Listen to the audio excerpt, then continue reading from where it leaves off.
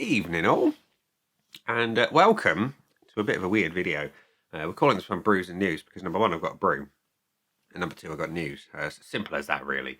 This bit of news was a bit of news that was coming probably from about 2 weeks ago, and it started out.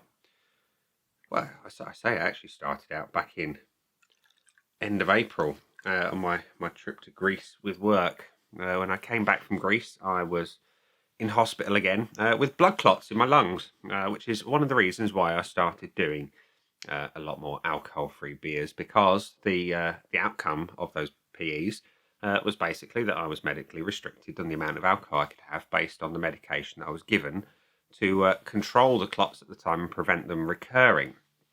Now, back in 2020, when I had my first lot of blood clots, my second lot of blood clots, I was put onto the medication for life. First lot I had was years and years ago, and I thought everything was groovy. No more clots until 2020 at Halloween, at which point it all seemed to go downhill. And fast forward to April 2023, and I had another lot of blood clots, and I started questioning things around my medication.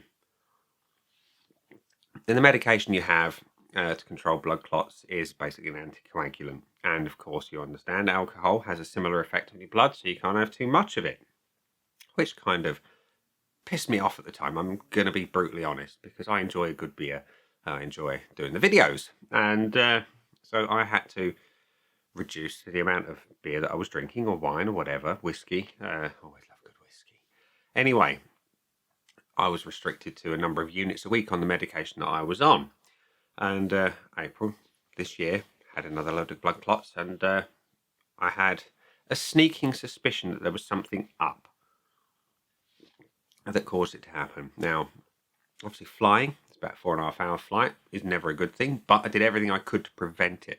I was keeping hydrated, I was keeping mobile, I was wearing the sexy stockings that you have to wear when you fly, when you're a person like me with blood clotting issues. Everything I could, medication taken on time, all the things. There was nothing more I could realistically have done. But I came back with a little stowaway in my left lung, and away you go. It is what it is. So I spoke to my doctors about everything. I said, look, I'm traveling regularly for work. I'm planning on going on holiday in the end of July, which is next week. And I really don't want another blood clot. Thank you very much. What can we do about this? So I said, well, went through all the stuff. What did you do? I reeled off my list of things that I'd done. They said, well, realistically, there's not an awful lot more you can do. But with your lifestyle of traveling and having to sort of travel on a regular basis, we need to review what's going on, because obviously the protection that you've got with the medication that you're on isn't enough. So I had a medication review. They did my bloods. They did everything they needed to do. And they said, right, Mr. Sorrell, well, here's what we're going to do. We're going to propose this new medication to you. It's stronger, a stronger anticoagulant effect, a few other things that they had to line up. And but ultimately, the anticoagulation is stronger. And there are a few other things that come along with it. Namely, I only have to take it once a day, which is always a good thing, because frankly, getting up at the same time every day for the last 3 years, it's been a bit of a pain in the arse. And so I can take it once a day, and I'm taking it in the evening. So come 8 o'clock at night, I have my tablet, I'm done. I can have a lay-in once more. It's wonderful. But the other thing is, I am less restricted on alcohol. And that posed a question in my head. I've gone the last 3 years since 2020 on a massively restricted amount of alcohol. It's very rare that I will have anywhere near the limit that I was allowed on the medication, which was 14 units, which when you look at it, it's 14 shots of whiskey at 40%, standard singles. It is, I could have had one bottle a day of Titanic steerage, which was 3.9% ABV. That comes in at just shy of the 14 units, so you get an idea. But I can have more. And then I thought to myself, well, what's changed in the last 3 years, apart from the obvious? And I have thoroughly enjoyed trying out alcohol-free beers, alcohol-free wines, alcohol-free spirits alongside the regular beer.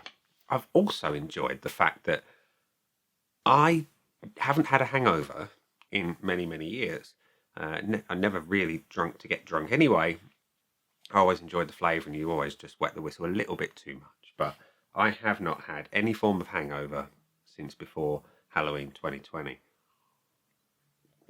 And I've thoroughly enjoyed that. I've thoroughly enjoyed being able to go to bed and wake up in the morning with no knotted stomach, no kind of hair of the dog required, no mouth feeling like Gandhi's flip-flops, none of that. And I thought to myself, well, I could, according to the doctors, have some more and potentially put myself back into that situation. And I thought to myself, do I really want that? Do I? Do I want that feeling ever again? And I thought, no, I do not. No, I don't. I'm quite enjoying having mostly alcohol-free beer because I drink quite a bit of it. I can. And I enjoy having a leaded one on a Saturday and on a Sunday. And I don't have a lot of that. It's purely enjoyment. I've managed to learn how to make a pint last 2 hours if I want to. Don't get me wrong, it's not that it's greatest at the end of those 2 hours, but I can if I want to.